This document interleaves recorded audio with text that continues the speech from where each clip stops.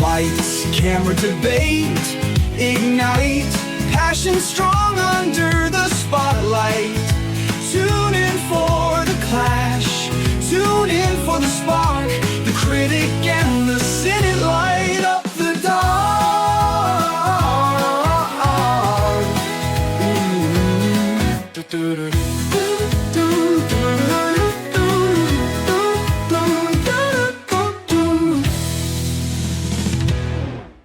Welcome back to The Critic and the Cynic. Out of all the posters, I'm not looking forward to this one. The heck? We're talking about some kind of army movie situation. I'm not sure. It's called Private, so the private as an army. Private Princess Christmas. All right, we have a girl in an army outfit with a tiara on. Yeah, because that's not confusing or anything. Reporting for royal duty. Oh, for heaven's sakes. That's the tagline. It's right there on the poster even. I'm not looking forward to this one. No, that looks disastrous. I mean, what's it trying to base this off of? G.I. Jane? I mean, what is it? Or Cadet Kelly? Cadet Kelly? Like, everybody knows Cadet Kelly. Yeah, I don't know what it's about, but there's not much to the posters. Almost not even Christmassy, other than the word Christmas on the poster. I see a Christmas tree. You see like a corner of a Christmas tree in the background. Oh my God! So let's go ahead and read what it is. Princess Violet of Wingravia must complete a tough leadership boot camp in Colorado, or risk losing her throne to her uncle. Okay, so the Princess Diaries. Okay. She's like literally a princess that has to go through army boot camp. Nowhere in there does it say anything about Christmas. Nowhere that doesn't say anything about it. Can we just skip this one and say it's probably not Christmas? Even though the title says Christmas on it. No, it's on the list. I hate the list. I hate the list too. Who's in it? Alyssa Scooby-Doo. Alyssa Scoveby. Derek Klena. Oh, this is the one with Erica Durance. Or Durance is, I think, how you say her name. That's Lois from Smallville. So, this is the one with Lois in it. But it's not a selling point. It is for me. It's the only selling point. If you ever actually watch her medical drama show, Saving Hope, that in a lot of ways, more often than not, felt Hallmark-y, except for the fact that it did get a lot more dramatic, and obviously some of the wounds and stuff that people had were too much for Hallmark, but like the feel-good nature of the show felt like Hallmark.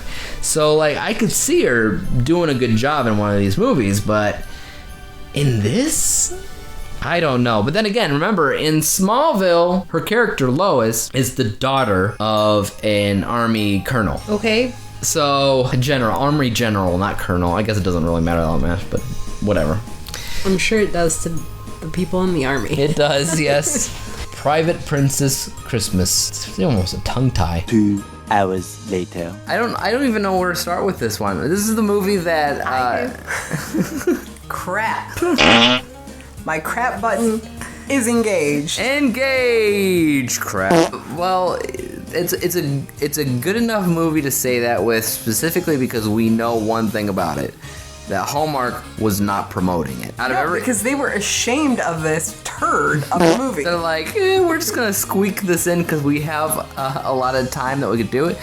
But it really felt, when we were watching it, like somebody, at least to me, it felt like somebody was high on some kind of weird drug, and they're like, let's put in some obnoxiously unrealistic things, and we'll smash them together and make a movie out of it. Nothing about this was realistic. Nothing about this made sense. It was just a hodgepodge crap pile.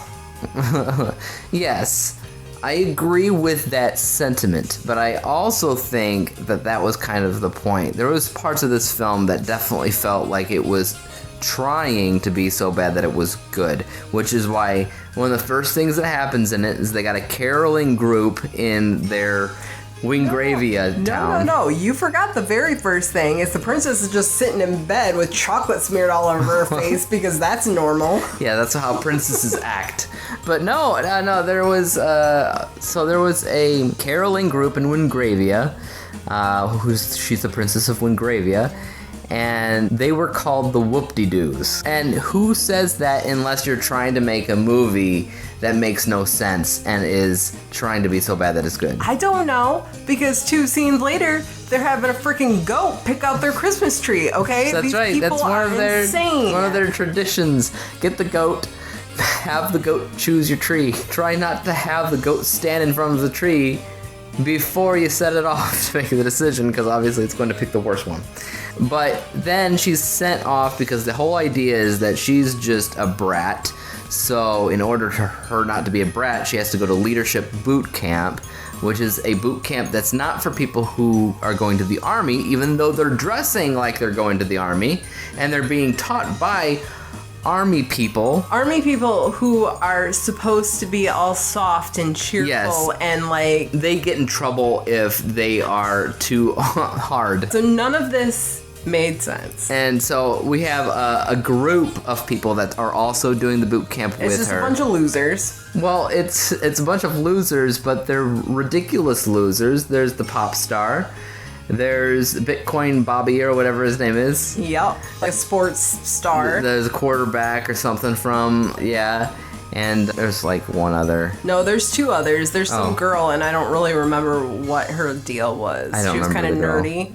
And then there was a guy who was just like a rich, spoiled brat. Yeah. And so these are people that have the ability to end up in a leadership position. For her, she's going to be the queen someday.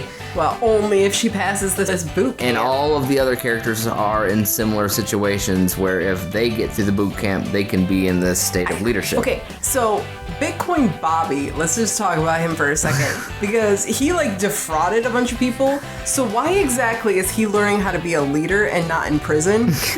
Because money and stuff. He had no money, that was the problem. Well, whatever. I don't know.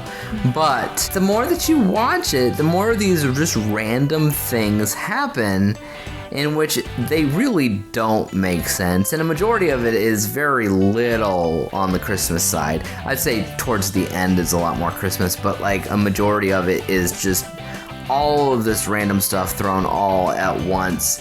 And honestly, I did laugh here and there because it's just so obnoxiously ridiculous that it's almost hard not to laugh. I did not laugh. Yeah, because you don't have that kind of sense of humor. Except with our spy movie, which is the same thing, just with spies. It was tongue-in-cheek. It was making fun of But itself. that one, yes, it was making fun of itself. They weren't making fun of themselves here. They were just a hot mess. Maybe. But I don't know. I didn't mind it. Especially I didn't mind based off of what I thought the movie was going to be ultimately, especially based off of the poster and what it ended up being. I thought it's a lot better than what I thought it was going to be.